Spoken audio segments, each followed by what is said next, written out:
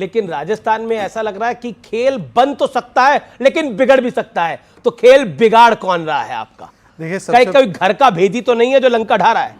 देखिए, सबसे पहले तो बेगानी शादी में अब्दुल्ला दीवाना सुना था, परंतु जिस प्रकार से हमारी 3 राज्यों में जीत नजर आ रही है और कांग्रेस के विश्लेषक नाचने लगे हैं, तो मुझे लगता है कि हमारी जीत में कांग्रेस के विश्लेषक दीवाने होकर नाचे, तो ये अच्छी बात है, ये अच्छा संकेत है। देखिए, कुल मिलाकर क्या निचोड़ निकला है कल के एग्जिट पोल से। 2018 में जब ये 5 चुनाव हुए थे राज्य के, तो हमारी एक भी सरकार नहीं थी। फिर बीच में ज्योतिरादित्य सिंधिया जी इनके यहाँ से निकल गए, तो हमारी एक सरकार मध्य प्रदेश में बनी।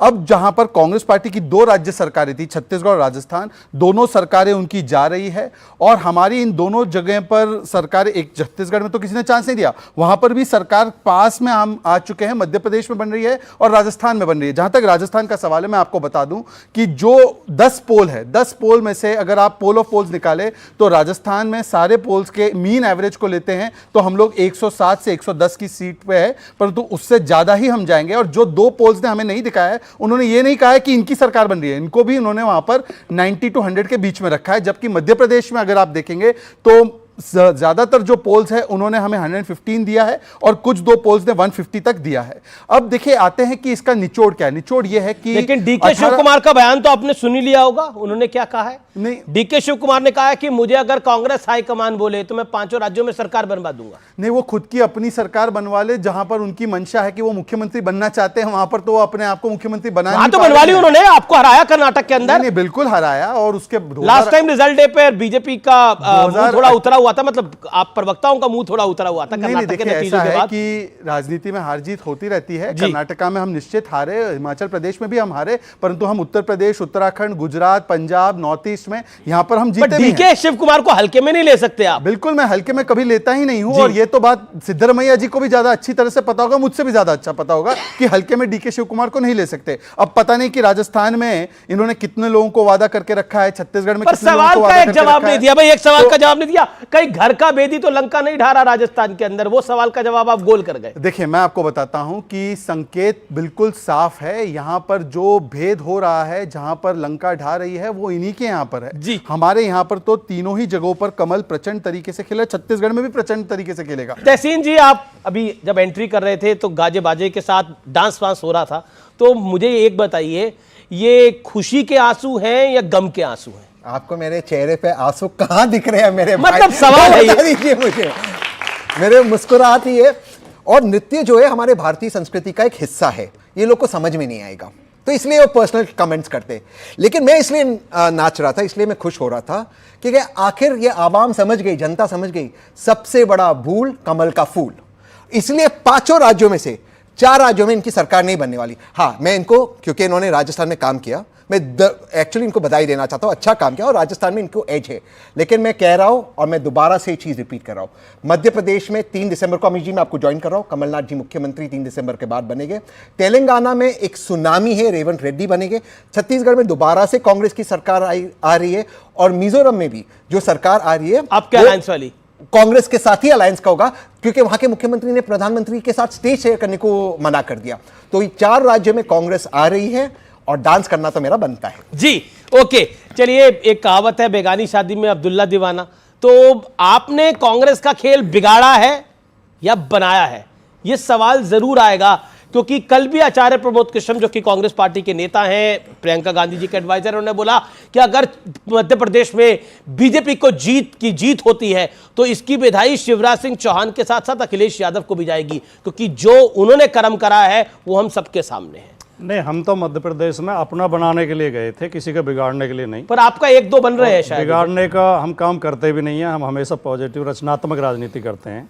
लेकिन मैं इतना जरूर कहना चाहूँगा कि जब चुनाव शुरू हुए थे तो मध्य प्रदेश में कांग्रेस का माहौल दिखाई दे रहा था, और अब एग्जिट पोल कुछ उलट बता रहा। अगर ऐसा है, अगर ये एग्जिट पोल सही उतरा 3 तारीख को, तो इसके लिए जिम्मेदार केवल और केवल कमलनाथ होंगे।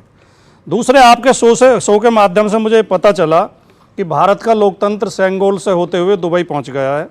मैं जो हमारे स्टूडेंट बैठे हैं उन्हें बताना चाहता हूं कि दुबई में लोकतंत्र नहीं है, दुबई में अमीरों का शासन होता है, अमीर होते हैं। हमारे मोदी जी भारत में भी अमीरों का ही शासन लाना चाहते हैं, अमीरों को ही साथ रखते हैं, हवाई जहाज़ों में अमीरों के लिए काम करते हैं। पीछे एक इकोनॉमी सर्वे आया था, तो भारत, जहाँ तक मुझे याद आ रहा है, शायद हो सकता है मैं अगर गलत हूं तो करेक्ट कर दें मुझे, कि 1% लोगों के पास देश की 73% पूंजी है, धन है, दौलत 1% लोगों के पास, और 99% लोग केवल 27%। आज एग्जिट पोल पे रहते हैं। मेरा सवाल है कि नहीं, ये इंडिया गठबंधन का फ्यूचर ये क्या 3 दिसंबर के बाद निर्धारित होगा? क्योंकि सपा तो पीडीए बना चुकी है और हार के लिए अगर कोई जिम्मेदार होगा तो कमलनाथ होंगे। आगे पीडीए हमारा गठबंधन नहीं है, पीडीए हमारा नारा है, हमारा फॉर्मूला है जी। पिछड़ा, दलित, अल्पसंख्यक, आदिवासी।